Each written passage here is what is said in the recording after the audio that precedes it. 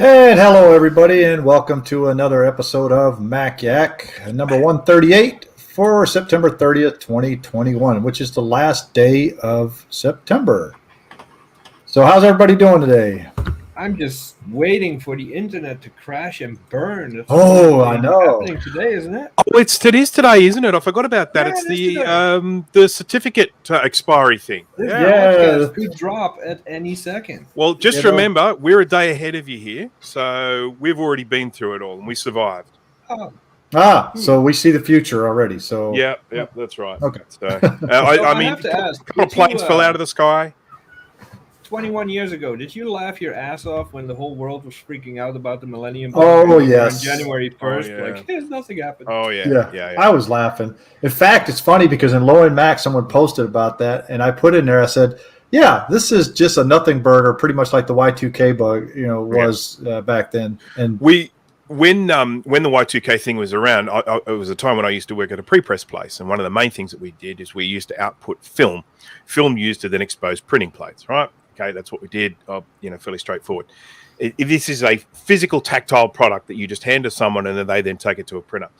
We had a supplier come to us that required that we signed a declaration saying the products we provided were Y2K compliant. what? Which Paper? we're handing film over to you and saying yes, it is Y2K. So they needed to guarantee it would not spontaneously combust. Exactly. Oh my God.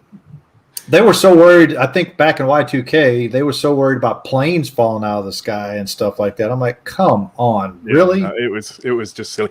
There is actually another one brewing. I don't know if anyone knows about this one, and that is that at the moment there's this thing called the Unix epoch, and there things called Unix timestamp, and it's basically a row of digits, and it is the number of seconds that has passed since was it January the 1st, 1970? I think that's the Unix epoch. I think that's it.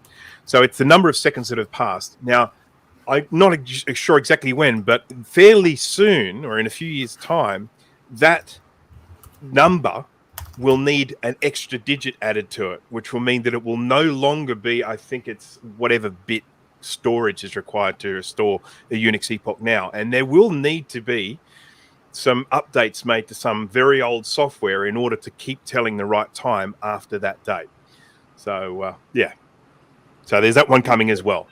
I'm pretty sure they'll have fixes out for that stuff. I mean, I don't think it's going to be. There are fixes now. It's more just about whether people don't update really old software. If they're just running on something and don't update it, something that's just been going and going and going. But that's software that doesn't rely on the time or anything should run perfectly fine, right? Yeah, totally. Yeah.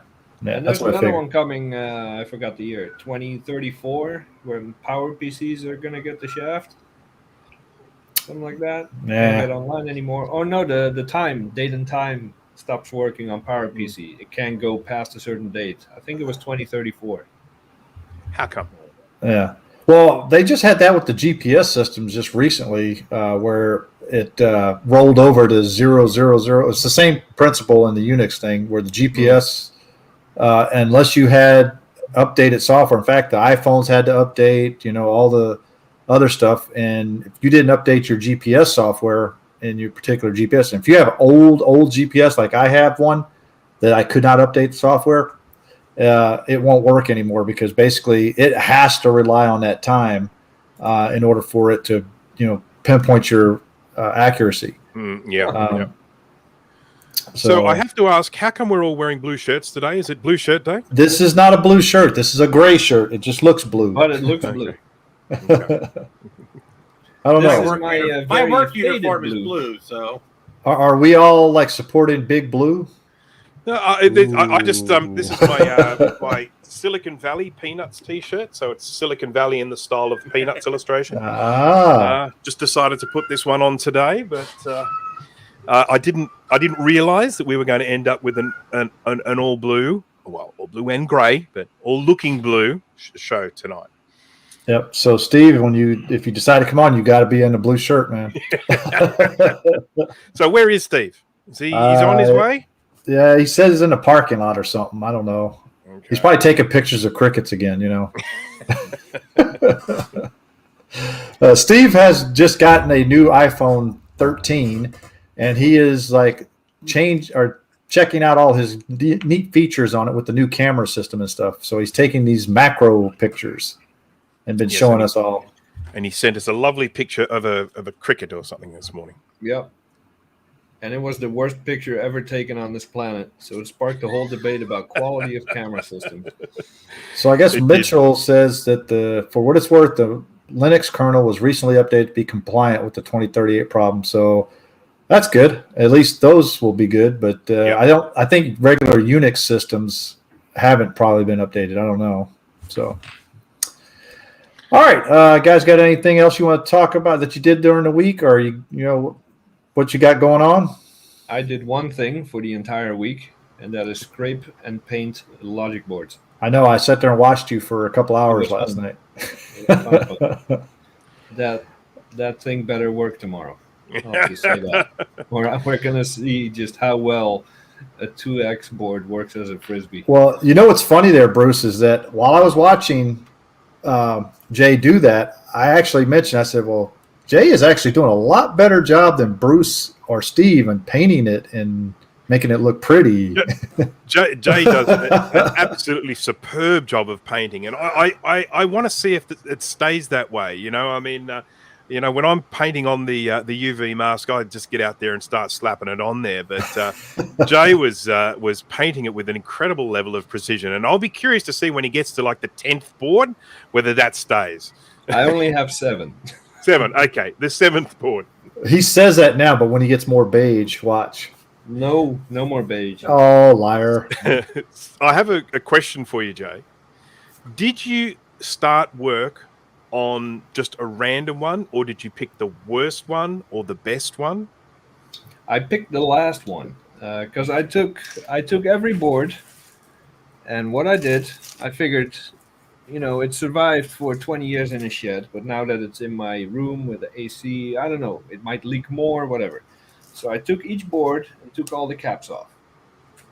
Excellent. So this is all of them. Then I took the batteries off. I thought same order. So all this is off, and I figured of each step that I'm going to do, I'm going to stream one of them. So the last one I took, I think I started a live stream or a call, I don't remember, and it turned out to be the absolute worst. I think I've laid 20 miles of bodge wire on that thing and painted. But your bodges look good, though. They look good. A few of them are a little crooked. That's going to bug me forever. But and last night I ran it through the cleaner, and it's looking really nice now. Would love to see some pics. Well, I don't have a macro for. I know.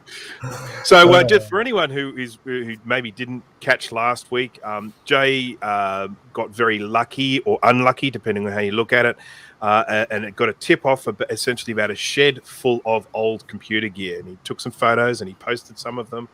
And and he walked away with 7 of the Mac 2 style, the original Mac 2 style Macs. So that's Mac 2, 2X, and 2FX. Mainly 2Xs, I think, from memory. Yeah.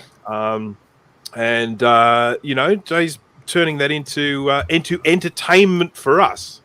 So be on the lookout for the live streams of him gradually restoring these Mac 2s, and he's going to need to learn a little about the old operating system to have a fiddle with them, and he's going to have to learn about SCSI and it's going to be interesting for sure. And I feel I did a stream yesterday or the day before, like, you know what, and it's because of these dudes that talked me into it. Like, are you going to stream? Said no, I'm literally just going to sit here and scrape for hours on end. Scrape, replace the blade, keep scraping. Oh, you should stream it. So I figure I can't do that to people. That is beyond stupid. So, but I did it anyway, along with a view of my backyard, to make it interesting or something. And there were actually 3 or 4 people watching. So I guess I watched the whole 4 hours. I even saw the bit when your dad walked across the lawn. Okay. No, he was actually watching it fast forward. There was a guy fixing the roof of the shed in the back. Oh, maybe that was it. Yeah. All right, guys. So let's go ahead and get into this week's episode. First off, well, go ahead. Really quickly, sorry to interrupt you, GT. I just wanted to mention something really quickly. Just Michael Valentino's comment here about if anyone hasn't seen Computer Clan's recent eMate video, it's fantastic. I just want to make a quick mention of that video. I haven't actually watched it yet. It only just got released. I think it was one of the ones that Steve might have had some involvement in as well. I'm going to watch it as soon as the show is over. But yeah, shout out to that one. Apparently, it is a good fun video on the eMate, and obviously that's something that's Mac Yak related. Mac related with the old eMate, one of the finest products that Apple has ever made. Good one to check out. Yep. I think Steve put it in the notes. Ken and Steve had fun with the Newton eMate. Yeah. So you we'll just put that at the top of the news. So yeah, there we go. That's news item number 1. See, Bruce doesn't read the notes, so Well, I glanced at them. Bruce is not even awake yet. Yeah. There's a distraction at the top of the notes. So speaking of news here, last week we talked about somebody losing something, but something was found. What was found, Bruce? It was my flux cleaner. So last week I lost my flux cleaner. So there are a few things that I had lost in the shed. I had lost an aerosol can of board cleaner. I had lost my bottle of flux cleaner, 1 liter bottle of flux cleaner, and I'd lost a little booklet of component samples. There's lots of little surface mount components of different sizes, and it's a very handy thing for just spare parts. Yeah. And I lost all 3 of those things. The flux cleaner was the one bothering me the most. So anyhow, it happened to be underneath the shelves that are behind me in the shed. So when I'm sitting and facing the camera, the shelves there, and it was under there, and all 3 things were in the same place. They were there underneath that shelf. And you might think, well, why didn't you look there? Well, because this bottle is so big, I actually didn't think it would fit underneath the gap. I actually thought the bottle would be too big to get under that gap, so I didn't even bother looking there. But sure enough, it was just the right size. So, yeah, that's where it was. I found it. The world is back in order, and I even cleaned the floor while I was at it. So it's been a great. Dana says, some say that Bruce even lost his virginity. Some insider information there. Yeah, that'd be pretty gross, actually. That shit. Not very nice, very hygienic. So. All right, so next up on the news, who put this one in? Because I have no clue. It only took 13 minutes before we hit the gutter this week. No, this is. I did not put this link in. Let me open up this link and see what it's about. I put the link in. But, we talked about this already. Yeah, it's the internet ending as we know it. Yeah. So okay, internet's ending after today. End of story. Boom. Yep. Okay. See, I'm not the only one that jumps the gun. You will ever watch, people. Enjoy it. Yeah. All right. I'm already not here. So, last thing in our news and announcements is the first gen Apple Watch is now vintage. Yeah. Wasn't it vintage before? No, this is the first watch to go vintage, and the last of the cheese grater Mac Pros, the 27-inch LED cinema display, and the Thunderbolt display made the vintage list as well. Ah. Okay. So does that mean that Mr. Polka Dots will start selling them for exorbitant prices? $20,000 minimum. Yeah. So I guess the Apple Watch is going to be fetching about probably $600-700 now. The first Apple Watch. I don't know. So who knows? Was Steve Jobs still alive when they introduced it, or was he passed away? 2015, I think so. Either that, or he was already, one toe in the grave. Sorry. So, all right. So, first topic of the evening is we just got some word this week. If you are in the Mac, the Mac Pro upgrade group, the CMP keeps on going because guess what? They finally found the cause and the fix to the race condition. So now you can enjoy the Mac Pro on Big Sur without worrying about corrupting your data, because one of the guys in there, he actually wrote his own debugger to figure out what was going on with the code on the boot, and he found out where the actual bug was, and he put a fix in. The fix is only, I think he said, I want to say he said 3 bytes or something like that, or 30 bytes. It's really small, and he said that he is surprised that Apple, it hasn't happened on some of the newer machines, but because it's basically a circular logic thing that should never have been in there in the first place. And he thinks that because those machines are fast enough, it just has never actually happened, but it could happen on even newer Macs. It just depends on if you boot it up one day and all of a sudden it just decides that one process wants to start up before the next process that needs that. And it's just, then it gets into a circle. It's like, okay, I need this process, start up this process. Well, I need this process to start up this one. So it just keeps going around in a circle, and that's the reason why you never boot. And then it corrupts any disk that you have attached to the system. I wonder if that's what's killing me. Go ahead. What's that? I was just wondering if that was what's killing the SSDs on the M1s. I don't know. I don't think that's it. I think that was basically because they didn't have enough memory on it, and it was doing a lot of disk swapping. And when you write a lot to those SSDs, they're eventually going to fail. Yeah. I think I saw a follow-up on that with either Apple implemented a partial fix or some of the software, developers fixed it, but I don't know. Yeah. It seems to be a non-issue anymore. It kind of went away on its own. Yeah, here I'm going to post a link in the chat unless somebody's done it already. But the race condition thing, I haven't really kept up with the how and the why because I have zero interest in running Big Sur, Catalina, or Monterey, or whatever comes next. I did keep track of if there was going to be a fix. It looked really promising when they had the late bloom workaround, and now that there's a permanent fix that supposedly works really well for Big Sur. It's kind of iffy from what I read on the Monterey betas, but it's a beta. What do you expect? So yeah, you are going to try it, right? I am going to try Big Sur on my test machine, but I don't think I'm going to do Monterey until it actually comes out. I'm not going to do the beta on it. Like you said, the beta has a lot of issues with it already, and so I'm just going to try Big Sur, and I'm going to do the reboot. I'm going to reboot it 20 bazillion times just to see if it, if I could corrupt it, and if it keeps working, then I'll bless it. Yeah, but we have someone on Discord, the Mac Yak Discord, 1 or 2 months ago that said, "Listen, I installed the latest version, restarted it 20 times." No issue. And I asked, sorry, I forgot his name. If you're here, let me know in the chat.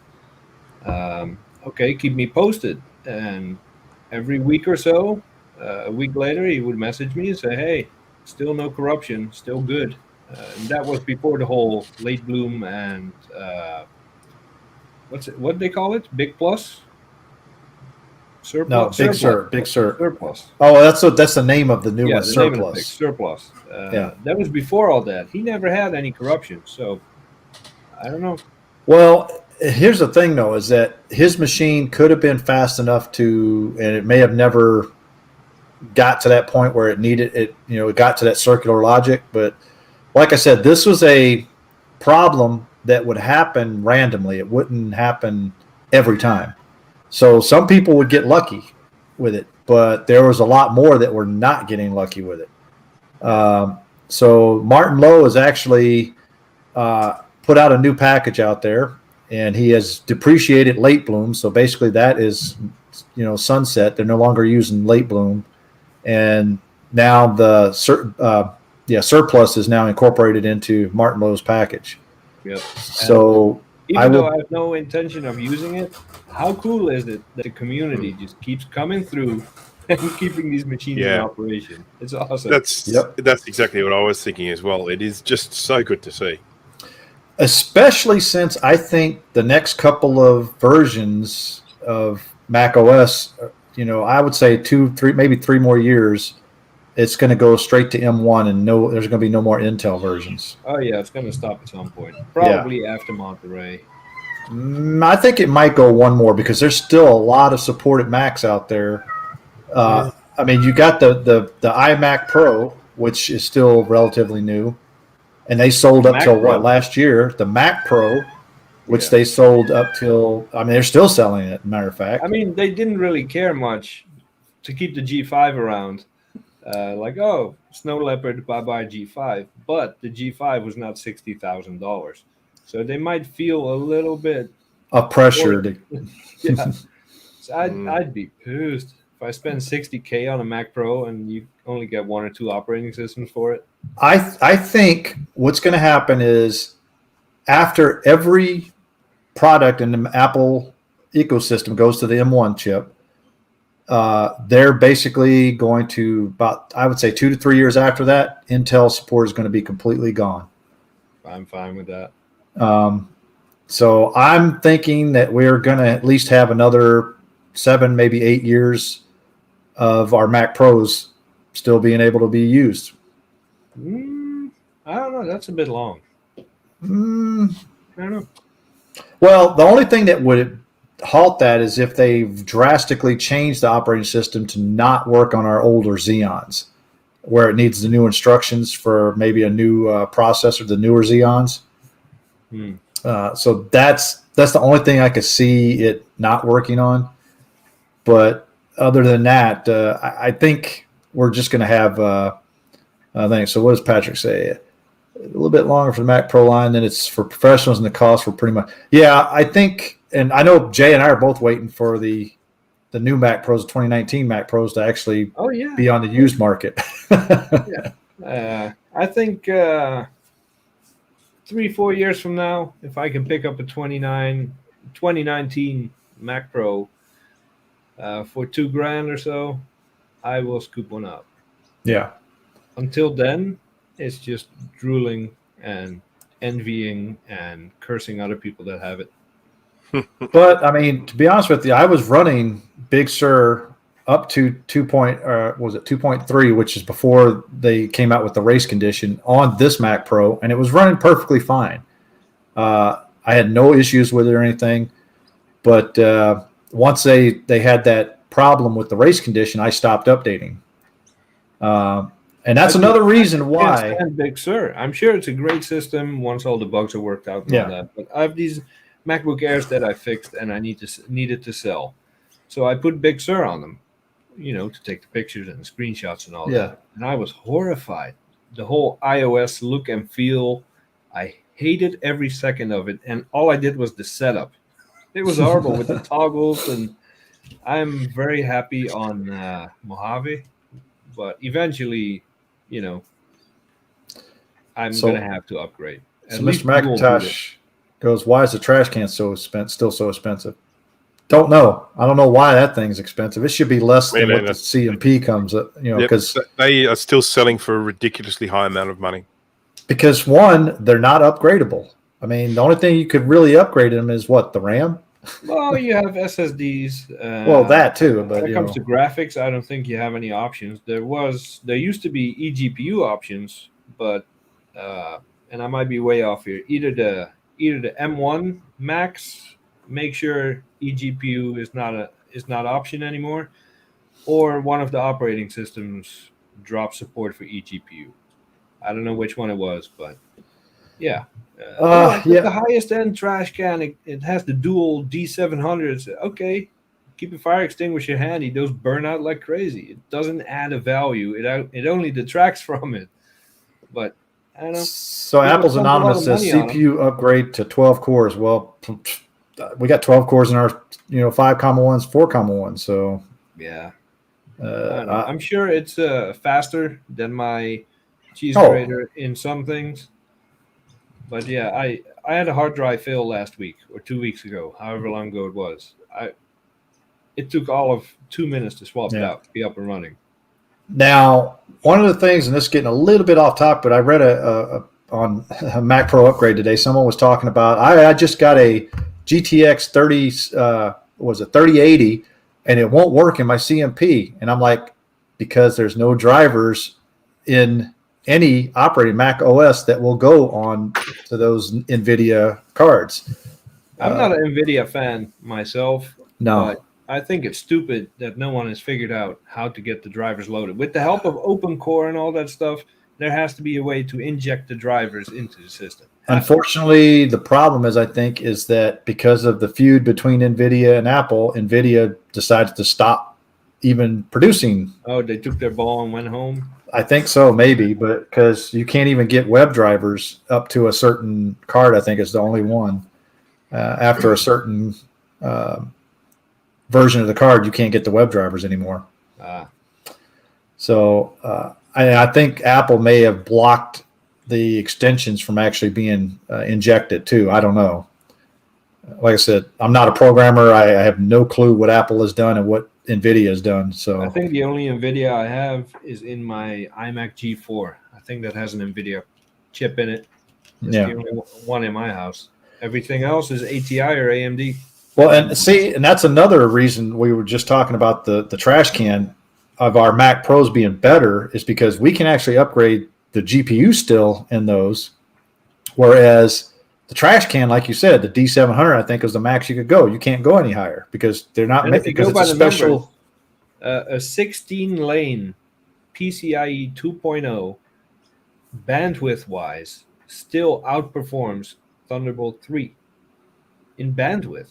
So, eGPU is nice if you have a Mac Mini or a trash can Mac Pro, but I think the classic Mac Pro will still outperform it, depending on the card and what it supports and all that. So, yeah, I hope to get another decade out of it, really.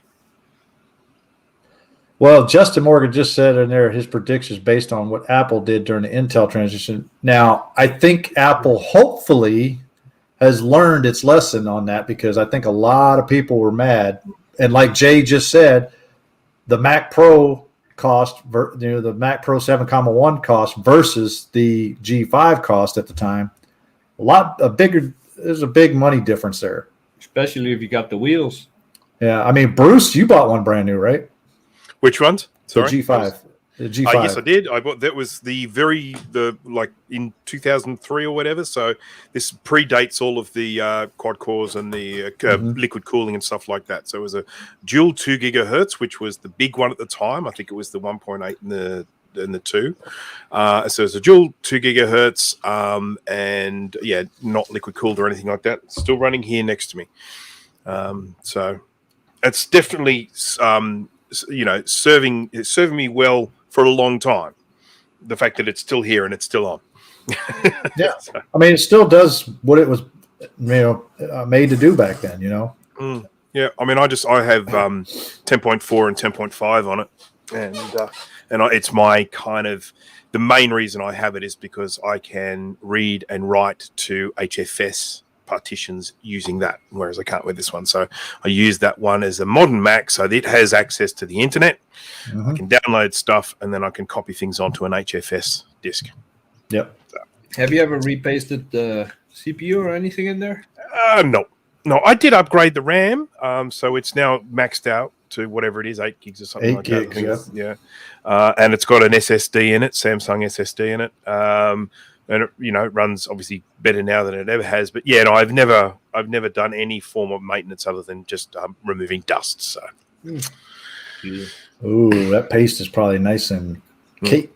I bet it is. I bet you it's super crunchy by now. I mean, I probably should do something about it. And look, it's not on permanently. It's sleeping most of the time. I just wake it up when I need it. But yeah, it's. I only used to play UT, so I have no regrets. I mean, we covered this in a past show where we talked about the G5 and we talked about I think I had this on one of my little bits was that the G5 is very, very easy to criticize today, when it's obsolete and when it runs hot and all that sort of stuff. But when I bought it in 2003, it was freaking awesome. So, the perspective changes. I mean, it's the same as, any of these sort of vintage Macs. You can laugh at them now. You can laugh at the computer power they used for putting people on the moon. But, it was very advanced at the time. Oh, exactly, and that's a lot of people don't understand is that like you look at the very first Mac, which was a 128 kilobyte machine, barely had enough memory to even run the GUI, and trying to run off a 400K floppy. No. That right there was like they had done all sorts of tricks in order to get a GUI onto something with such a small amount of RAM. Yeah, It was quite amazing. They did incredible stuff, but yeah, it is very laughable when you look at it today. Yeah. All right, so next topic up tonight. So, do any of us, or you guys out there in the audience, use our Macs or iDevices for something super specialized? Okay, so one example, I'm going to throw it over to Jay. Jay, what do you use yours for? For example, and I know this is a very broad question, so I figured some examples might help. I got this Apple Watch. I don't use it to check the time. I still grab my phone every time I want to know what time it is. That's stupid. Yeah, you just do I this. only use this to track my sleeping patterns. Not because I don't sleep well. I'm just fascinated by I slept 9 hours today. My wife's going to be pissed. Oh, that was good. I use my watch for that. Nothing else. I know a guy that has been running a G4, RPC G4 with OS 9 on it for as long as I've known him to control one of those vinyl cutters. Super expensive machine that he doesn't want to upgrade. Still works on OS 9. So he uses that specific Mac with that specific OS for that specific machine. And I was wondering if there's other examples or,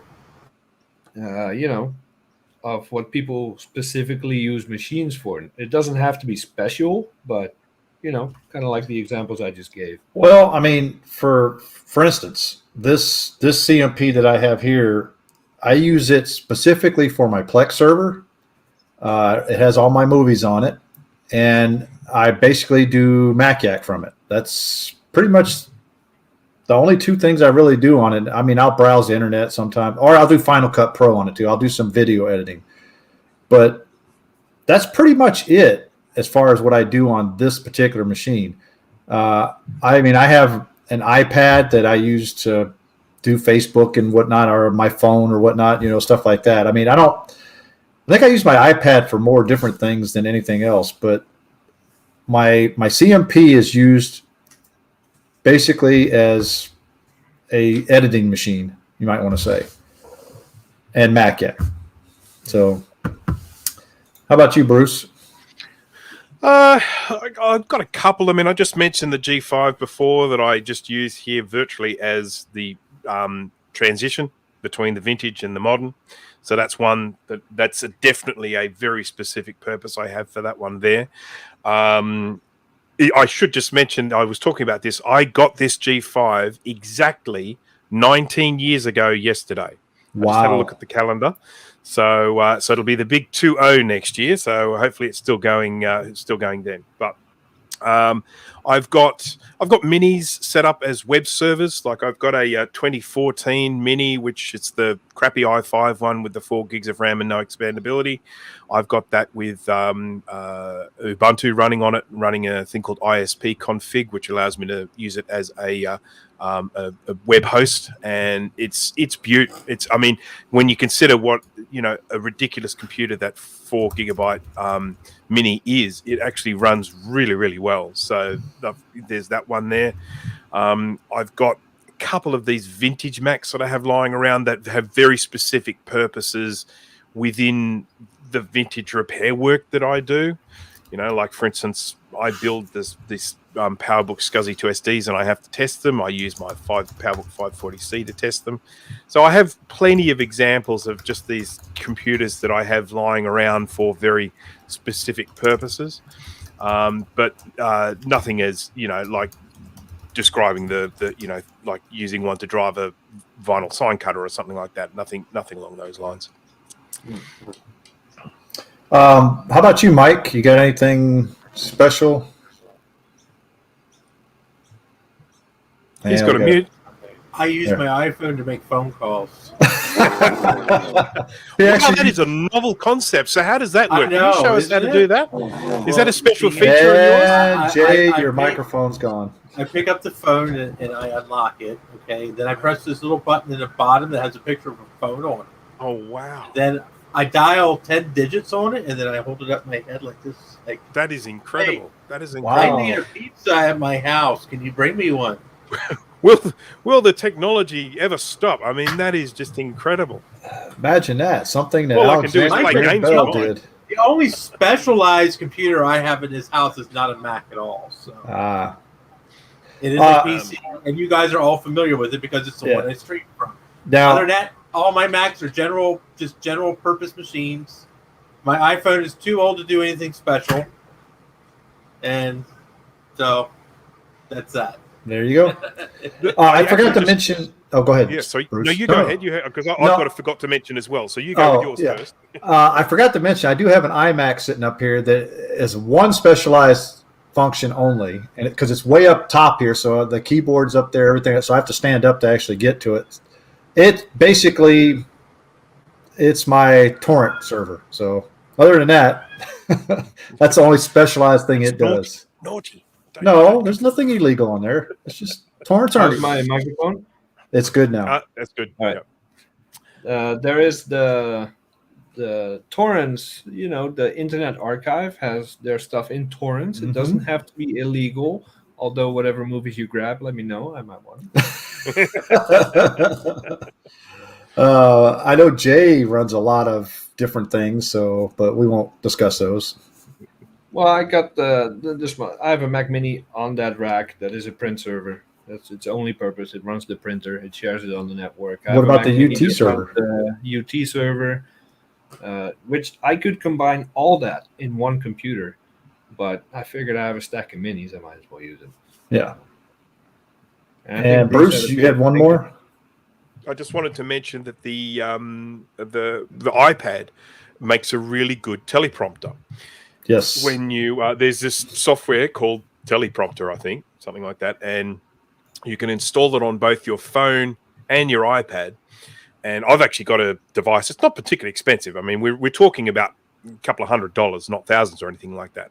And it's this thing that you mount the camera on. It has a little two-way mirror at an angle, and you mount the iPad flat on this device, this teleprompter device.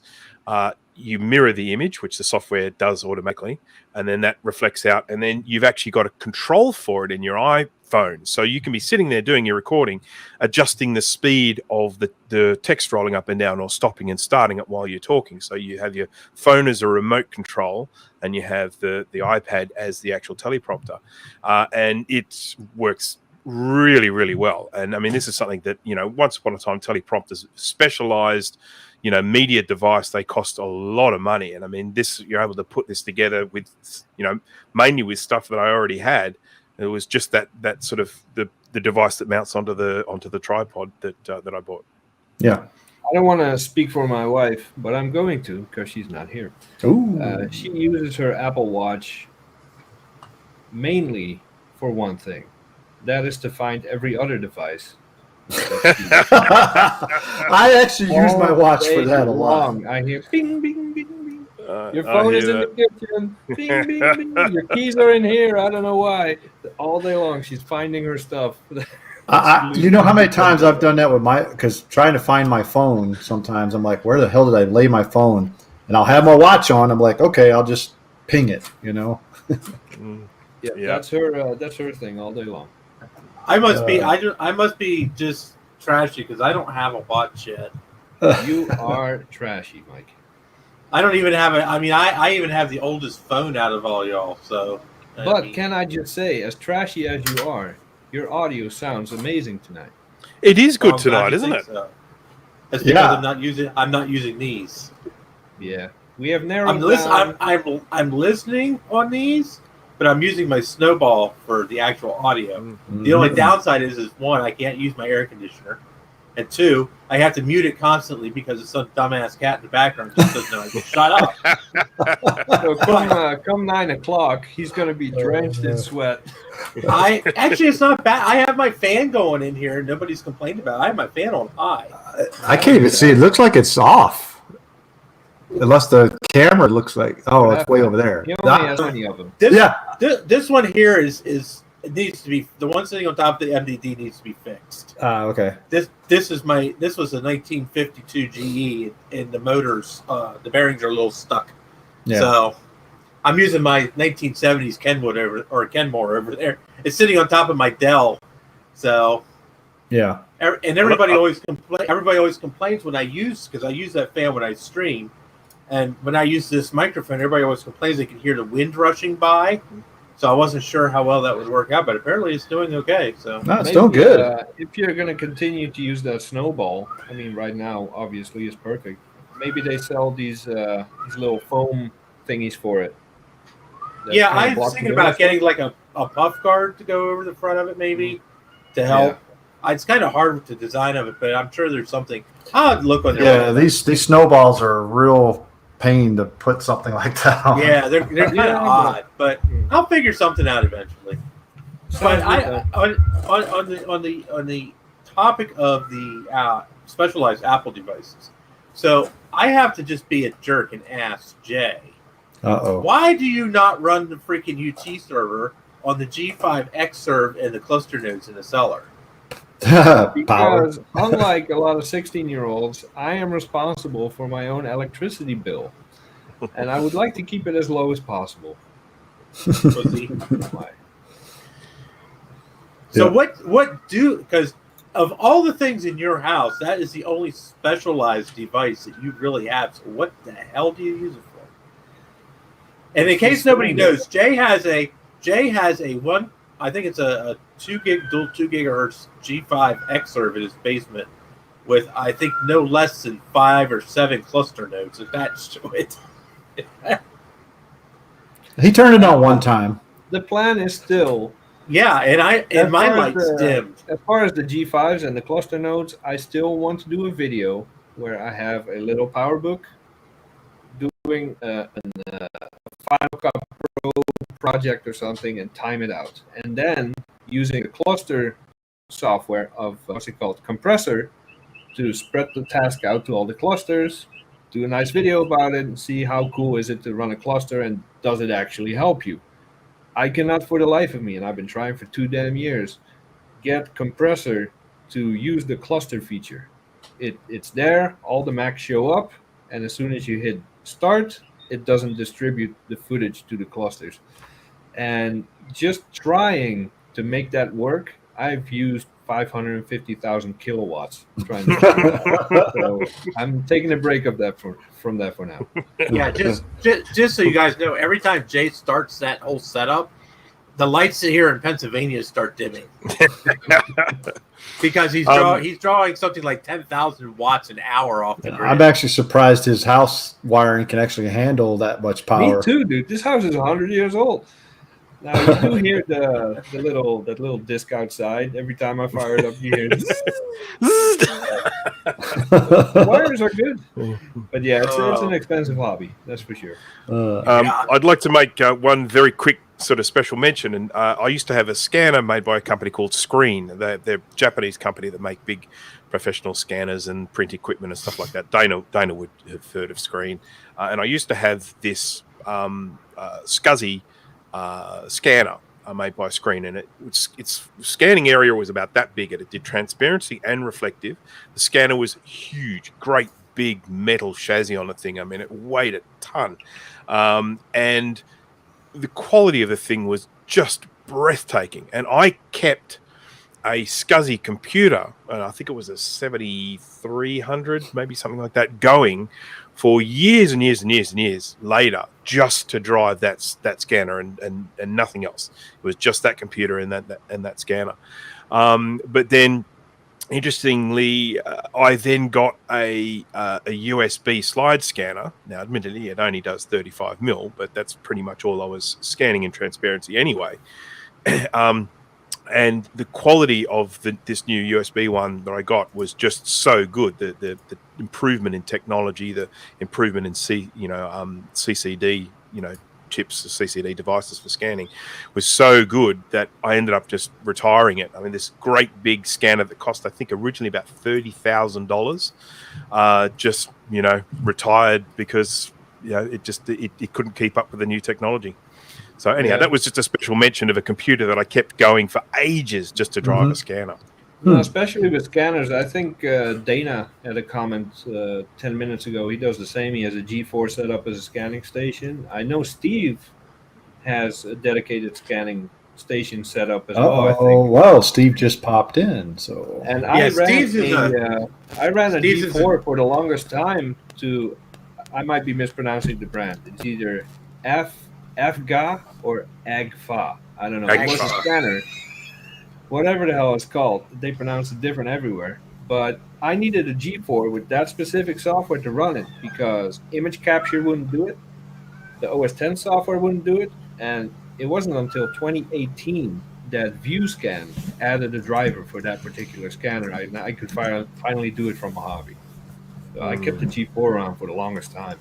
Hey, Steve. Hello. Well, Steve, since you just showed up, do you have any specialized uses that you use for your iDevices or Macs? Oh, heck yeah. Okay. There we go. 2 hours later. The Quadra 800 is my dedicated Image Writer 2 machine. So I print out, basically, if I want to use that printer, I use the Quadra 800. I have a G4 Mac Mini running Leopard, whose sole purpose is to share a LaserJet 5, an HP LaserJet 5, and because that's AppleTalk, and so it will actually take. I had to set it up under classic mode. I forget which machine I had to use that for, but I had to set the printer up originally with classic mode. Then I got the printer set up under OS X, and I could share that to any of the other modern machines on the network, which is nice. So that's another function. There's something else. Bruce was mentioning scanners when I pulled in. I have a G3 blue and white that I've been just playing around with my slide scanner.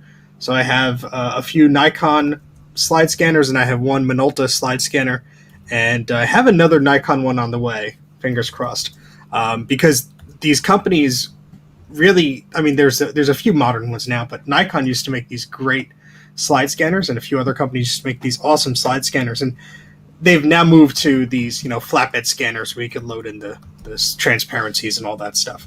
But the mechanisms and the setups for these older scanners, and Bruce could probably attest to this, they were really designed for a single purpose. It wasn't, just like, it's a flatbed scanner, they could do this, they could do this, they could do that.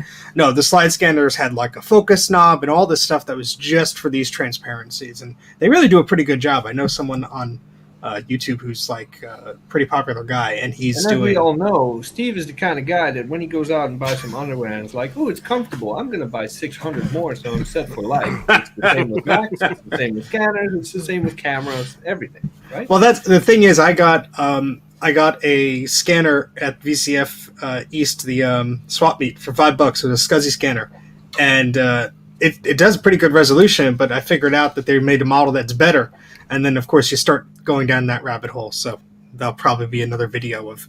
I'd love to take the same set of slides and scan them in on a few different scanners of the generations and see how they go. So, I mean, there was a time back in the day when scanning was you had a scanner operator. That was their trade. That was what they had learned to do. Nothing but operate scanners, and all they did all day was scan things. And the quality of the output they would provide was absolutely fantastic. I mean, the standards that people have for scanning these days has lowered quite a bit. The sort of things that and the technology has got better, and the expectations have got lower. So people are much happier now to accept something that's just been scanned on a desktop scanner. But there were tricks like in the olden days, if you got hold of a transparent you needed to scan and it might have had a bit of a scratch on it, what you would actually do is you would suspend it in liquid, and the liquid would then fill in the little scratch on it, and then you would put a clear layer of plastic over top of it, and then squeeze it out so that transparency was suspended in liquid and give you a perfect scan without any mark of where that scratch used to be. I mean, this was a profession where people were doing really, really specialized stuff. But of course, nowadays, as Steve said, you go and get yourself a desktop scanner. It might have a transparency attachment. It'll do. Yeah, a lot of these cheaper ones too are like these little. It looks like a stack of cards, and you put a thing of slides in, and it's basically taking a photo of them. The quality is really crummy, but no replacement for a dedicated transparency scanner with the focus adjust and very high resolution stuff. Really night and day difference. So I'm gonna be excited to play around with that more. But that's enough about that. But Steve We'll also has talk about about scanners another day. Steve has about 6.5 million other dedicated machines. I just can't remember them all at the moment. He's got 2 X-Serves downstairs that do nothing but backups. He's got That's 2 true. Mac Minis downstairs that are just dedicated for serving files to certain platforms. Yeah, I made. Yeah, yep. Let's see here. He's got a Mac Pro that does nothing but stream. It does other stuff. Do you have a spare Mac Mini to throw at Mike's cat? I'm about ready to throw a Mac Mini at that damn cat. Yeah, see, Mike he has a better recollection of what I have, but yeah, That's because I've tripped over all of it. I'll shut up now. It's weird how that works because Grudy the last time Grudy was here was 2019, I think. He stopped in yesterday. He had a better recollection of everything that I own than I do. He's been here twice. Oh, I'm sorry. I thought you meant on the show. All right, guys. I have to do inventory of his house because when I go over there next weekend, I need to know exactly what I can take when he's not there. Yeah, you don't think I've been doing inventory? No. I got cameras all over the basement. I'll be seeing. You got to it. plan ahead so you know Steve, how to Tetris everything into your trunk. Steve, I'm a networking expert. Okay, do you think that I can't circumvent your IP camera system? Oh, that sounds like a challenge. They are not used. I'm not going to give away the branding of them, but there's multiples of them. Enjoy. There's nothing like a denial of service attack on your IP address that would just totally wipe everything. Mike's going to come back with missing a finger. And like, what happened? The rabbits got angry at me. Your rabbits love me. Yeah. All right, guys. So let's go ahead and move on a second. But before we move on, smash that like button. And make sure you guys smash it. We need to get some likes there. I don't see but what? 15 likes. Smash here in Ohio. Go. Yeah. All right. So next up is our final part to our YouTube section. I'm going to throw it over to Bruce real quick to start it off here. Aww. Yeah. So this is the last sort of part of sort of just providing some information. We still do have a plan at some stage in the future. It won't necessarily be next week or whatever, but we do plan to get someone on the show, a bigger YouTuber than one of us, to maybe share some tips and information. So we will be regularly tapping that person on the shoulder until they get so pissed off they'll just come and do it, so that we will stop nagging them. That's another story. And if that person doesn't respond, we'll go to the next person and the next person. We start with the highest subs and we go down. Yes. So this one is basically how to YouTube with multiple people, and this is of course something that's very pertinent and relevant to what we do, given the fact that we have guests on the show. Now, what I want to talk about first is where we started, and then talk about where we are now, and then talk about various tips and tricks and stuff like that. So it's been told before, but basically where Mac Yak started, this is before me, was FaceTime. Essentially, everyone getting together on a group FaceTime call and then just broadcasting that FaceTime call out. And, of course, FaceTime used to do the moving of the pictures and everyone zooming in and zooming out when they were talking and everyone getting seasick and all that sort of stuff. You want me to go into detail how I did that? Yeah, please do. All right, so the way we started out Mac Yak with the multiple people, because it actually started because of the the group chat on messages. We said, hey, we could do this now. And we started off with that. Well, in order for me to actually get that broadcasted, it took a lot of effort to do that. And I used OBS to start off with. And in order to do it, I actually had to do it full screen on a second monitor in order to capture that display in order to put it on OBS. And I used the second display to actually do all my, producing stuff. The biggest problem with that is the audio. Okay. Macs do not like to, or OBS cannot by itself capture the desktop audio from anything and into OBS. You have to use something like Soundflower, or I think there's a couple other ones out there. I can't remember what they are, but it's a little plugin for OBS that you use to capture the desktop audio. It's not a problem with all the software. It's actually a problem with Mac OS. Mac OS does not pretty much allow that. So you have to use this third-party software to actually do that. So that's how we did that. And then, like Bruce said, we moved on to using, after that, we started using Skype. Now, Skype is a little bit trickier to use because before I didn't have to worry about echoes or anything like that because it worked out pretty good. The problem with using Skype is that only one person's audio could be up on there. And like, for instance, if Jay showed up first, his was the main audio, and I would have to basically turn off in OBS everybody's audio stream, because if everybody's audio stream was up, you would get the echo feature, and it would just keep echoing and echoing, until it was infinity echoes, So we ran into those problems, like, the episodes and stuff. And that's why, we always joke about the audio issues every time we start up Mac Yak. So that was one of the issues there. However, another problem arises with Skype is that everyone had to be here at least 20 or 30 minutes before the show time, because I would have to actually resize each window to make it fit into our templates. And we had a specific template, and we couldn't move stuff around like we do now.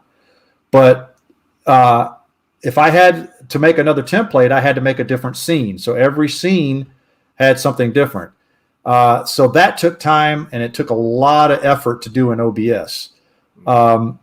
Now, getting it in, you also had to add another plugin. It was called NDS plugin to actually allow Skype to individually take each individual stream from Skype so you can maneuver it around on the display. Otherwise, it was going to look like it was on our Skype window and pretty much be floating around like it was before on the FaceTime calls. Thank you, Jay. Thank you, Jay.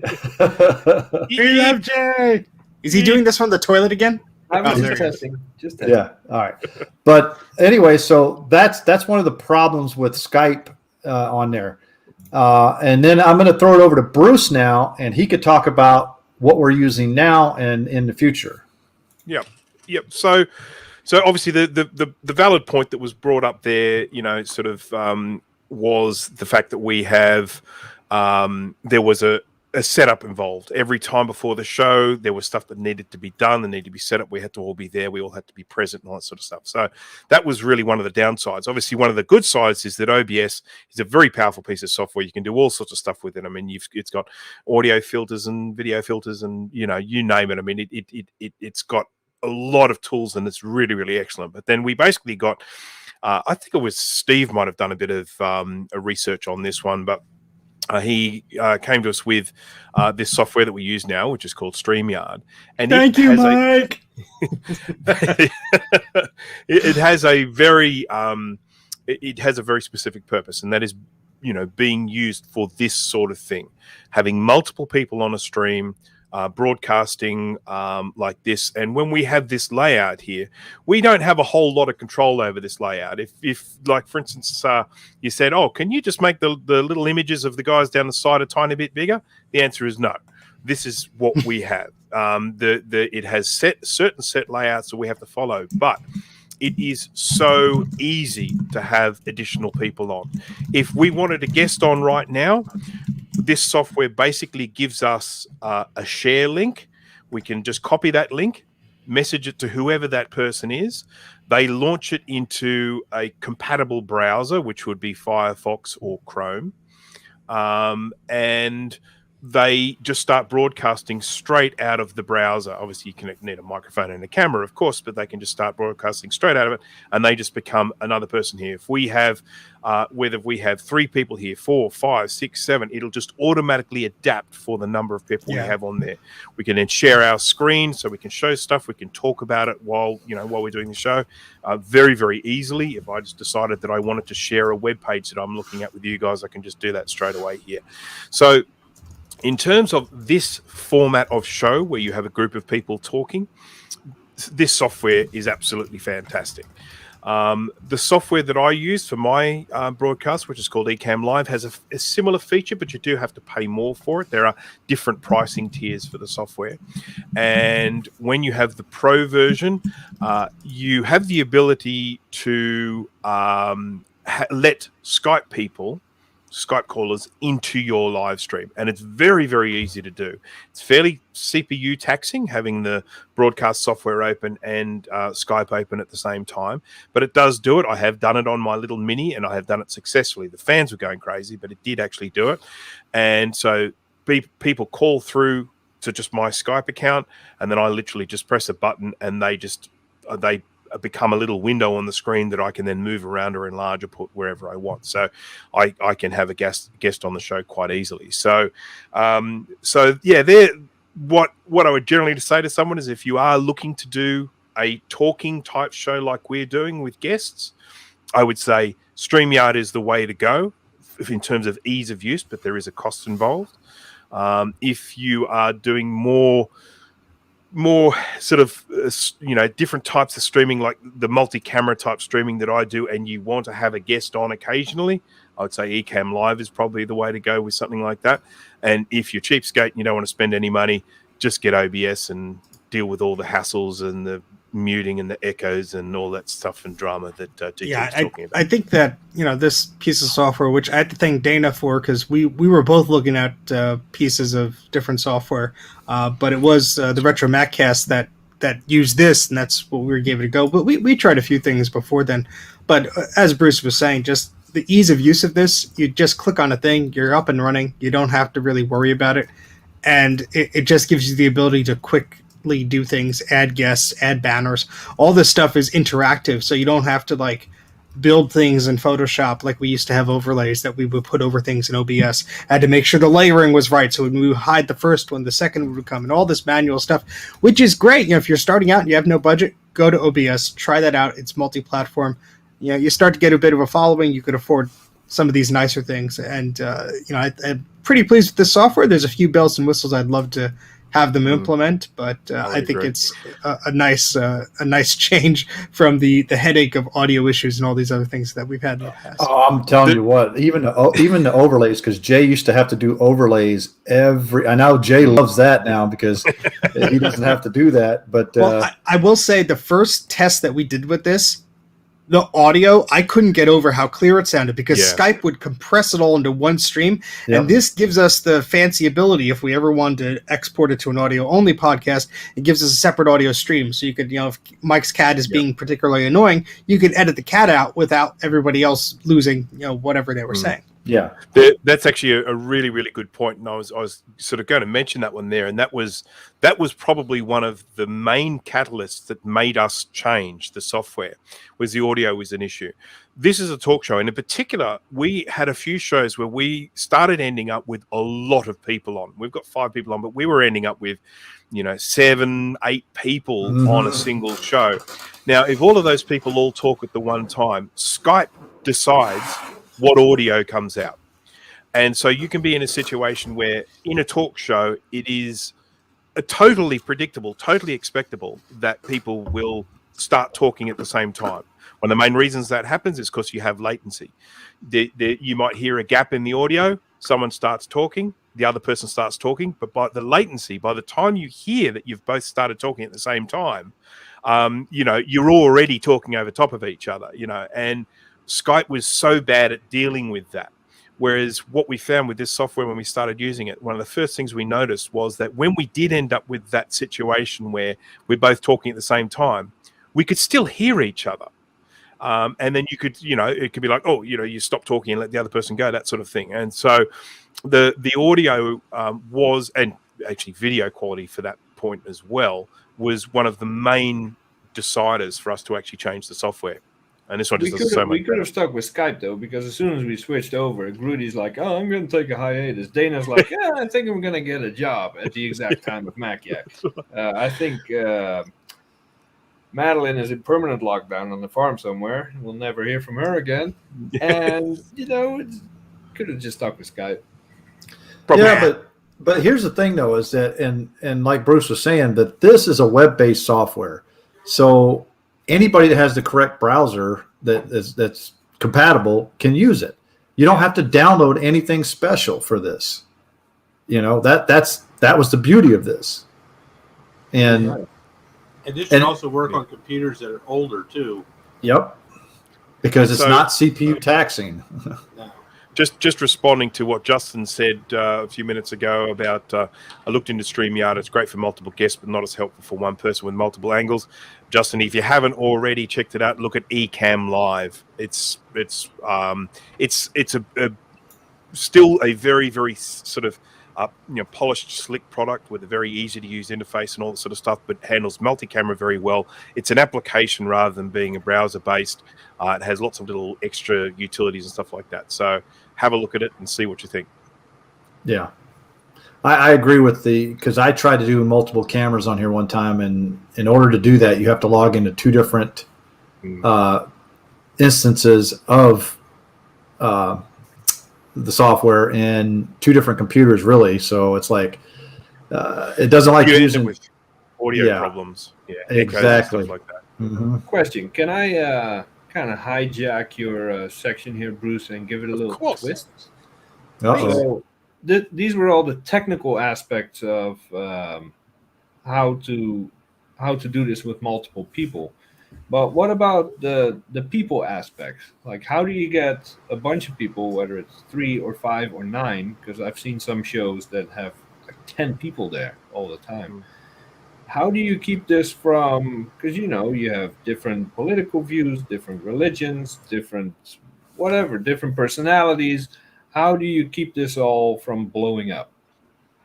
Well, I think you ultimately need to have a few ground rules. For instance, we do have some ground rules here in this particular group. We basically try and keep all of this apolitical, as in not political, and with the exception of politics associated with Mac stuff. So if we've got issues with maybe politics within Apple, we'll discuss that. But any other political matters we keep separately. If anyone in the group has matters like that they want to discuss, they can go off and splinter off and talk about those sorts of things among themselves. That's fine. But within the complete Mac Yak group, we have to be respectful of everyone's views on things. So we basically do keep quite a few topics taboo. And there have been a couple of times where some of these things have started getting talked about kind of by accident. You start off talking about something and then it starts getting a bit political. And at those times, we generally are very quick to recognize that's what's happening and saying, okay, come on, guys, that's got to stop. It's a different story if you're creating a show that is designed to be political. If you are making a show where you are trying to inflame people, that's fine. But if you are wanting to have a talk show talking about a topic that is not political, then you really do need to make sure you keep that out of it. What we have to keep in mind here is this is a Mac show. We want people watching this to hear about the Mac stuff. We don't want people who signing into this, getting upset about something we might be talking about that they don't agree with. So, that we have these ground rules. They have been set. This isn't something that just happened by accident. These are decisions that we made as a group, and it serves us pretty well. We actually kind of made those rules even before Bruce showed up. Even before Steve really came on board. I mean, it was pretty much we decided that hey, we're not gonna talk politics. We're not gonna. I was here when the rules were crafted. Yeah, I mean, but they were we kind of said that right at the beginning, but we just didn't really make them, rules. But yeah, I think all of us get along really well because we all love Apple products. That's the reason why we do this show, because And we will only tolerate each other when we talk about Apple products. The minute somebody talks about something I'm not interested in, I'm like, I'll talk to you later. I don't care about what you're talking about. Yeah, exactly. So, all right. So, anything else on this topic before we move on there, Bruce? I think we. No, that's it. So, unless anyone has any questions or anything about it, that's it. And that will be the end of our YouTube. If you decide to want to make a YouTube channel topic. So that was 9 parts, man. It's like 9 weeks. So that's 2.5 months. We skipped almost. a few weeks because we kept running out of time. Oh, it's true. Yeah. Yeah, that's right. So probably it took us about 3 months to go through all of this roughly. Yeah. So we should probably edit it all together into one no, single. Kate, don't get Jay started again. Yeah. Oh, and since Kate, we're going to take that as she is going to be on next week's Mac Yak because she wants to be back on the show, right? Yes, I mean, to be honest, the whole Bondi thing is not really an argument. There's a right way to say it and a wrong way to say it. Jay is simply wrong. And because of Jay, every single damn time that I say it, I have to second guess myself because he's gotten it into my damn head. You know what? I would be on board with Bondi, but then Bruce kind of undid his whole speech and said, well, there's some Aboriginal dude out there that actually pronounces it Bondi, and it's like, no. What I was saying was that the word derives from an Aboriginal word, Bondi. Bundi. Not it originates from an Aboriginal word, Bundi. That's where the word comes from. Nothing else matters. But what you do have to remember is put it this way. I mean, should I be calling the software Mojave or should I be calling it Mojave? There is a right way to say it. There's a wrong way to say it. Well, valid. That's like we say aluminum and you say I can't. Well, we actually put a couple of extra letters in there, so aluminum and aluminum. Yeah, we're talking about a place name here. I know. That's the main difference. Oh, that's like where I used to live at. Our station at was Fort Huachuca. Okay, it's spelled with an H. It's spelled with an H, but you pronounce it with a W sound. But it's an Indian name, so hey, Bruce, you got my icon on there. Good. Get it off there. Get it off. All right, so we're going to move on. We got a lot of eat quacks tonight, so we're going to do a good rapid fire. Oh, no, it's not going to be rapid fire. We got plenty of time, but we're going to do some eat quacks tonight. So the very first one tonight. And everyone should know the rules. I'm not going to go over it. If you don't know the rules, just follow everybody else in the channel. There's someone here for the first time, GT. All right. Eep. You type eep if you have done it. Quack if you have not done it. Simple as that. Awesome. All right. See, if you just did that from the beginning, we wouldn't hassle with you and take up another 30 seconds. Well, hey, that's what we do good at. We're good at burning up time. All right. First one. Have you ever played a computer game that you were so totally immersed in until you got to a level that was so hard it made you completely lose interest in the game? Eep. Eep. Eep. Can I just say Myst, Riven, any of those? No, I'm going to say the Legend of Zelda on the Nintendo 64. I got to a certain level and I just I was like. I'm trying to remember. Quack. He never played a game in his life where he's lying. Who? Patrick, guys.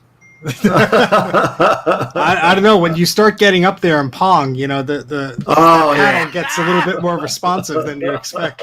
There are those games where the difficulty level just spikes up and you're like, well, this was fun up until now. Screw this. There's a lot of eeps in there. I think there's only been one quack, I think. And so who's lying? That'd be Patrick. Nah, I think Patrick is just an excellent video gamer. That's all. Sad Mac, that would be Arcani or whatever you pronounce it as. Ocarina. What did you say? Ocarina? I don't know. This is the Legend of Zelda with Sean Connery. Yes, but that one I got to a certain level and I just lost interest in it after I couldn't get past this one. So, and this is back in the days before you could like actually get on the internet to do searches to figure out how to do it. So I spent weeks I think it was Riven. I'm pretty sure it was Riven. In a submarine underneath a lake, going around in circles. And I know it. One day I just snapped, and once I got to the point where I went to school, where we had broadband, I downloaded the 600-page walkthrough, printed it in school, and I found out that, that either there was a glitch in the game or something was completely illogical. I read an article about it years after that they messed something up, and I'm like, no, I'm done. Screw this. all right. So our next Eep Quack comes from Kate. She's actually got 3 of them here. So let's go with the first one here. Have you ever accidentally formatted a drive and had no backups? Eep. Eep. Eep. Everyone that's now pretending to think about it is just. Yeah. I don't think I've ever formatted a drive that I didn't have a backup. Oh of. shit! No, I'm serious.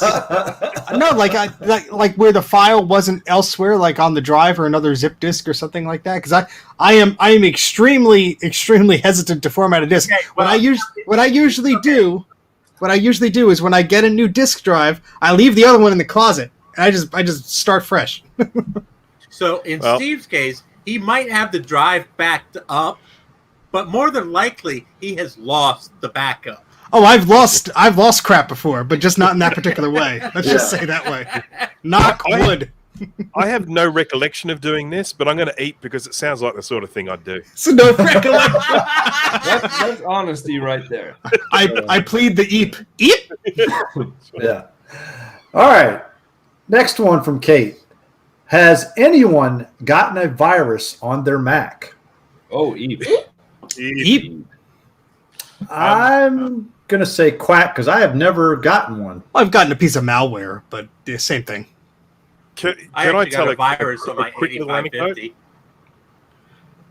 Yeah, Sorry, Bruce. Go ahead. Sorry, I've just got a quick little anecdote to tell here.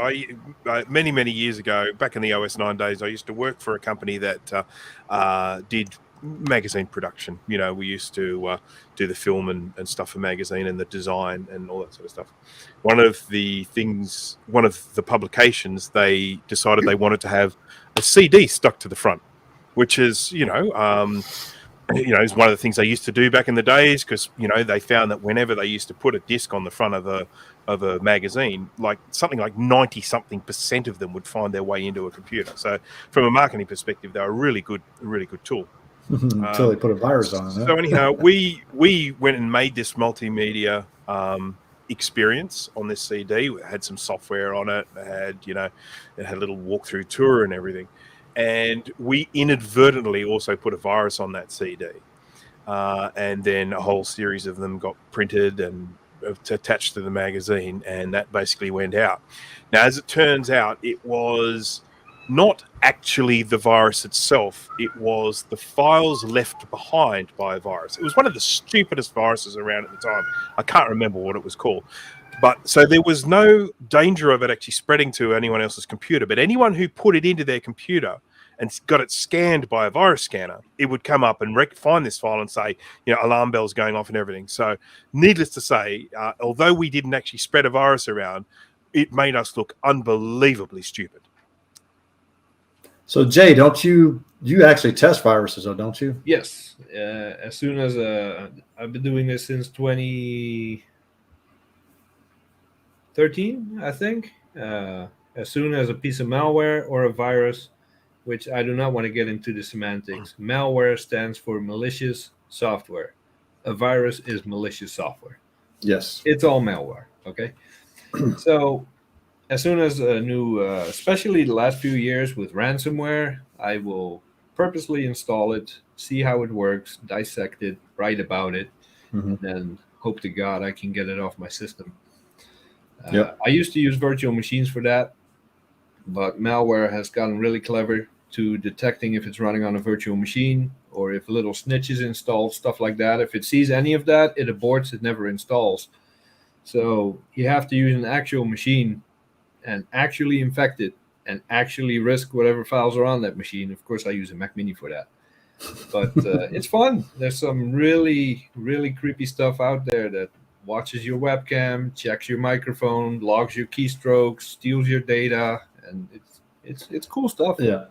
I actually got another Eat Quack that's kind of on this one, but has anyone ever gotten a virus on their Windows machine? And that one I could say eat. Oh, of course, eat. There's actually viruses for Windows machines that will download the second you connect one to the internet. I had issues with years, and you're talking like 15 years ago, installing Windows 2000 on a customer's computer at their house. And as soon as it was done installing, this damn virus would automatically download. Yeah. And it was, oh my God. Well, This is one reason I'm glad I don't really use Windows much anymore.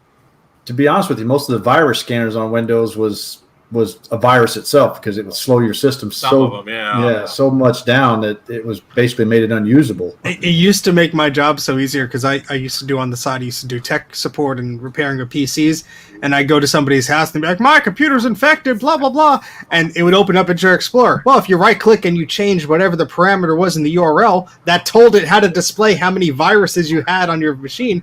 I would change like the 1 million number to like 2. And I'd be like, see, you don't have anything except this piece of crap malware that's telling you have a virus, so you can buy whatever. Did you put your credit card number in already? Yes. Well, now you have 2 problems, Yeah, you might want to cancel that credit card. my wife knew that. Jay, your microphone, Jay. Yep, give him a second here. But yeah, Jay has to reboot. Yeah, Windows is basically, I would say, it's just malware itself. All right, how's this? I know That's the quality is a bit crappy. I'm using the webcam mic right now, but all right. My wife knew I was doing all this testing, but she doesn't care about this stuff. So I had a test running. I installed a whole bunch of malware, and I also did a lot of testing of antivirus products. I would infect the machine with everything I had, and then let a virus scanner go to work and see how much it would find and test the detection rates. I let it go. I go outside for a smoke. I come back, and my wife is standing there in my office, giving me a face, and like, what? And she's like, the hell are you doing? So I walk into my office. I got 3 displays plastered with gate 1. It is everywhere. Okay, well, what I'm doing it was everywhere. 3 screens of it. I mean, when Jay gets into a hobby, just like 3D printing, he just goes full blast. Yeah. I could see Jay's face was probably 10 shades of red. I started cracking up for 10 minutes straight. It was hilarious. It was fun to explain. But I'm testing viruses. What? The most malicious virus. Well, it's not really a virus. It's more of a prank that my friends pulled on me. And this is we had a LAN party. So in high school, instead of going to like the prom or whatever, me and my geeky friends had a LAN party and we played Unreal Tournament the whole night. So we had a much better time, I would argue. But anyway, while I had my back turned because I had a PC, because I didn't have a Mac that was capable of playing Unreal Tournament 2004 at the time, I had a screensaver put on my machine that would make it look like my machine blue screened to death, just give you that blue screen. And so I think the screensaver also had an option where you had to type a certain letter to awake it. Like you couldn't just wake the mouse or whatever. So here I am, we're all getting ready to play. We order pizza or whatever. I come back to my machine, and unbeknownst to me, my friends have installed this screensaver. And so they're off eating pizza, and I put in, the Windows install disk to reformat the machine and start playing a game. So I'm going through the process of installing Windows, and they're going, "What are you doing? What are you doing?" I'm like, "Well, it's blue screened. I don't want to rely on that." Like, no, it was just a joke. It was just a joke. Thankfully, I didn't format the disk yet. It was going through the process of copying all these files and doing all these checks and everything. But I was like, oh, gosh, that would have been a pain in the butt. All right. Am next, I back with this mic? Yes, you're back. All right, so our next Eat Quack for the evening is still from Kate. We're still working on hers. Have you ever seen a mouse so dirty that the ball was stuck with crust? Eep. Quack. I'll half eat What? that. I've seen some crusty balls in my day, but not that bad. I've seen one where moving the mouse did nothing, but the mouse moved, but the cursor didn't. I've seen ones that crusty, but I've never seen one so crusty that the ball didn't move at all. Oh, the ball. Quack. I had where the wheels inside were all Yeah, the wheels is what I've experienced, but never the ball. Okay. Yeah. I've seen crusty wheels, not crusty balls. And Mike's cat is saying, "Eep, eep." Yes, I have actually had a mouse where somebody must have spilled something on their desk or something and got gummed up so bad with Coke or some other kind of soda that I picked the mouse up and held it like this without the cover on the bottom, and the ball stayed in it. And these people wondered why their mouse doesn't work. And That would be it. Maybe if you didn't drink and spill soda all over. I mean, the whole desk was disgusting. Yep. All right. Needless to say, that was the last job I did for those people. So is Kate our new supplier of Eep Quacks? I guess so. She did 3 rapid fire today. That was actually some good ones too. Actually, Your check is in the mail, Kate. Yeah. When she put it in, I copied and pasted it for the notes. And GT comes at me before the show. Is like, why did you only put one of them in? She has 3. Like, what? Sneaky. All right. The next one comes from Justin off of Discord. Have you ever unintentionally caused someone to think you were talking about a real bomb when you were actually talking about a system bomb? Quack. And that's quack. I'll crack that one. So I'm pretty sure Justin is going to say "eep" on this, but we'll see. Yeah, I mean, I've definitely used computer terminology where people did a double take of like, what the hell are you talking about? But I don't think in that specific sense. That's a good one. And Justin, you're going to have to type in the chat here. Just give us a little brief synopsis of what actually happened there. Is he by his camera? He could just jump on with StreamYard. Huh? He's tripping over things in his pajamas to get to his computer right now. No, he was just on. I'm imagining that whoever it was is the sort of person that sort of, if their computer's got problems, they say, yeah, someone told me I need more memory, when in actual fact they need more hard disk space. And thank you for the super chat there too, Justin. Well, come on, hop on, Justin. What are you waiting for? We'll have to get him on an episode here soon. We're getting. Yeah, we don't want to. You don't want to get him on and give him 20 seconds, then boot him off. Exactly. You deserve better than this, sir. Because Dave's here now, so see, we have to go. Dave says you can't wait around. Dave missed last week, didn't he? I mean, entirely. I mean, sloppy, crazy. I think because we ended early last week. We ended up probably around about this time. No, I thought it was a little early, but anyways. Yeah, maybe. We can only have one topic. Hell, we can have no topics, and we'll still stretch in 90 minutes. So yeah. All right. So next Eep Quack is the last one. Actually, is Retro Techie. Have you ever purchased Macs in a bulk purchase just to get one and resold the rest and made money on the deal? I could eat to half of that. Yeah, I could eat to half of it as well. I could eat to buying the bulk, but never getting around to selling I them. buy the bulk and then keep it all. I'm glad we all have the same sickness. I mean, actually, I have actually bought and sold stuff that came in it, and it was a pretty good deal, and I actually kind of made money off of it. So, how polka dots of all of you. I would like if there was a machine that I knew had an accelerator in it or a fancy card in it, I would offer to buy, multiples of whatever they had, if they had, a stack of Mac Classics or something like that. Yeah. Because you want to, first off, you want to get a discount if you can. And second off, you don't want to be like, oh, I just want that particular one. Well, what's so special about that one? No, nothing. There's nothing special about it at all, Well, the bad one is when you get somebody that's, like you just said, selling stuff, and they're like, you have to take everything in order to get this one. I'm not selling it separate. And you're like, okay. I had someone try and do that, but they were trying to sell the furniture that the computer was like in. And I'm like, that is, I don't have room for furniture. Like, I'll buy the monitor, the desktop, the scanner, the printer. Like, I'm not taking the filing cabinet. I'm not taking the desk. The last Mac 2 that I bought it on eBay or Marketplace or something like that. I can't remember, but when I went there and I paid for it and I went to go pick it up, and the guy's like, "Oh, you collect vintage computers, do you?" I said, "Yeah. Why? What have you got?" "I've got this PC. See ya." I know a guy, Mike, in Pennsylvania. That's how I get rid of all my stuff. Like the last time when Dana was here, it was like, "Hey, you want this crusty keyboard?" It's like, "No, but I'll take the microphone." Nope. I think Grudy's just as bad there. You gotta I mean, take he both. was... If you want the microphone, you take the crusty keyboard it's laying on. Okay. That's how I get rid of my stuff.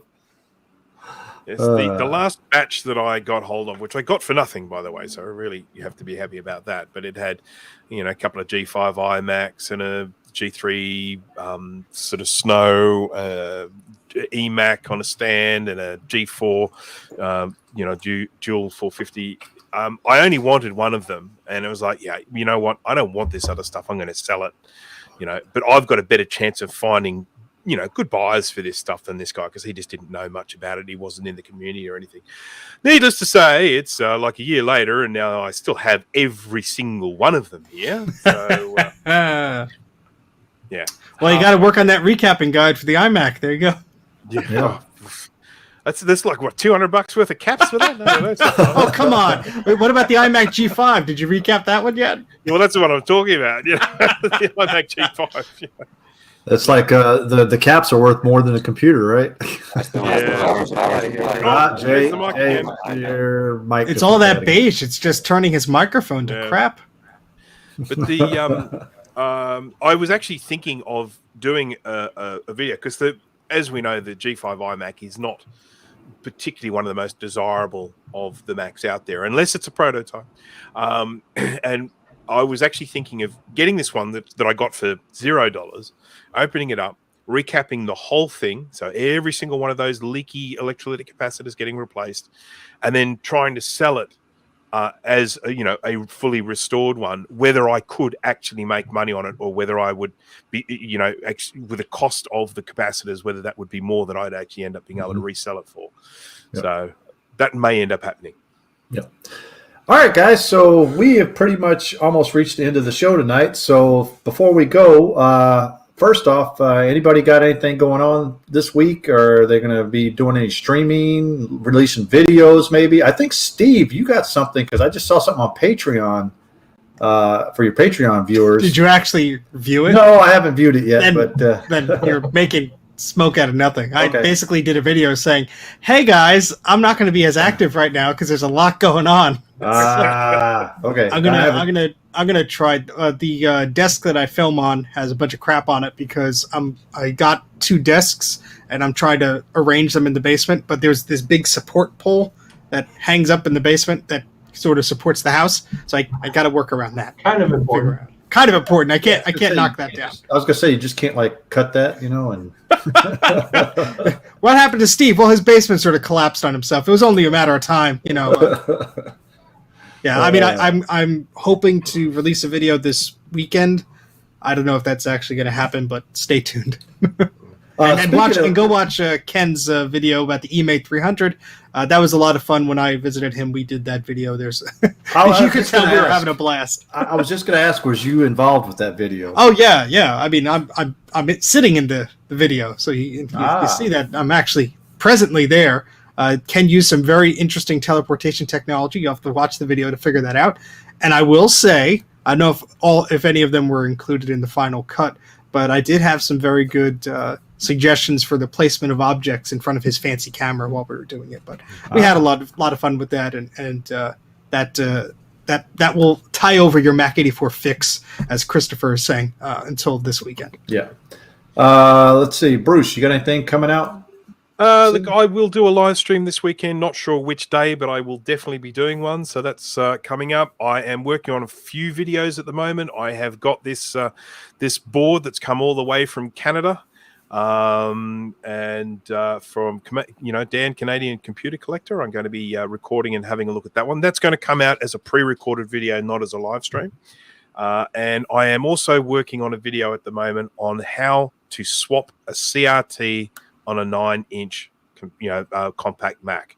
So this is one question that seems to come up in the groups all the time, where they're saying, I've got a CRT with burn-in, or I've got a CRT that's broken. I've got this CRT from a Classic. Can I put it into a Plus? That sort of thing. I will be doing a video to show how that is done. Okay. How about you, Mike? You got anything going on? Your mic's muted. Yeah, I'm probably going to do something Saturday. I just don't know what yet. I have an idea for you, Mike. Did you ever get that Intel Mac working? The iMac? Yeah. No, that thing's borked. Ah, damn. Never mind. Yeah. And that thing needs a whole logic board. Oh, poo. The GPU is out. Is it 17 or 20? 17. I think I have a replacement for you then when you come by for VCF. Yay! Now, I have never plugged it in, but it's all yours. Get it out of my basement. I have an absolute ton.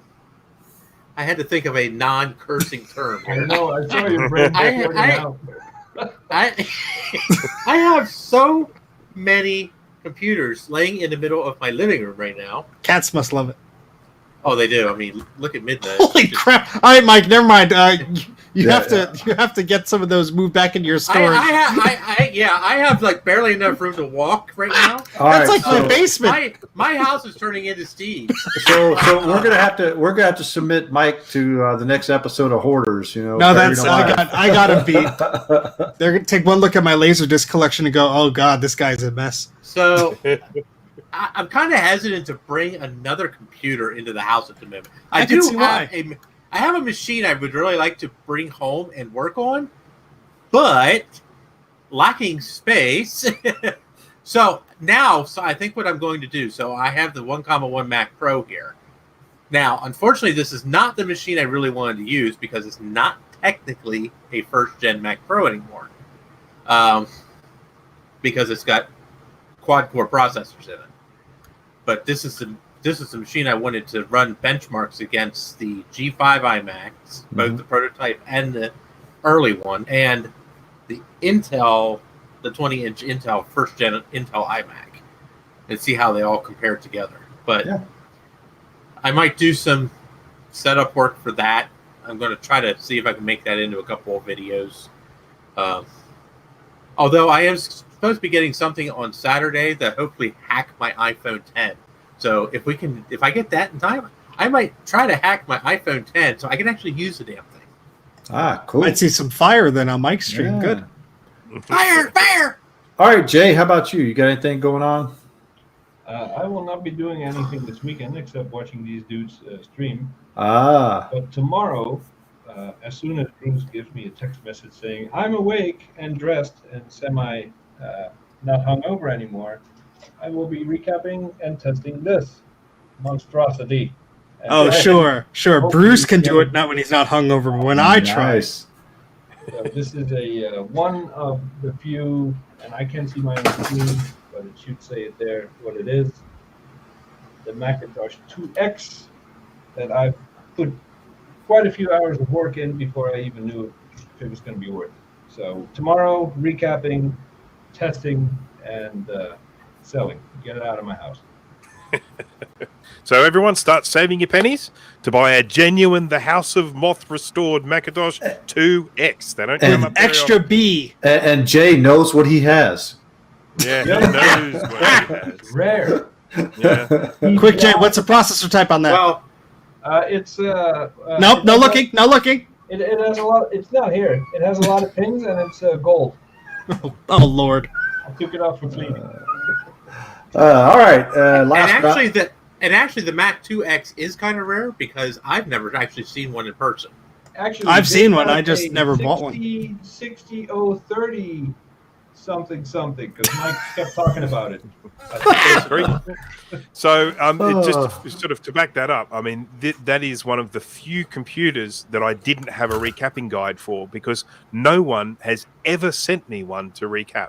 So that does give you an idea that it is a little bit rarer than the 2 or the 2FX. But thank you to Jay for providing a nice high-res pick. There is now a recapping guide for that one on Recap Mac website. Yep. And Bruce will be getting the recapping guides for the power supplies up tonight. Right? He hopes. Yep. All right, guys, and the last one for me is I am expecting to get a cable for my other CMP this Saturday, so I may stream another Pixelus mod. So you might want to catch that. I think the last time I did it took about an hour. It shouldn't take that long to do this one because now I pretty much know what I'm doing. I don't even have to follow Jay's guide. It's pretty easy to do. So last time I actually sat there and read Jay's guide as I was doing it. So, but it's pretty simple to do. And I think, to be honest with you, everyone should do it, especially if you want to upgrade your cards. Even though I think Jay and I have both did tests and proving that we really didn't need to do it for our particular cards. However, better to be safe than sorry. I have room to grow now. Yes.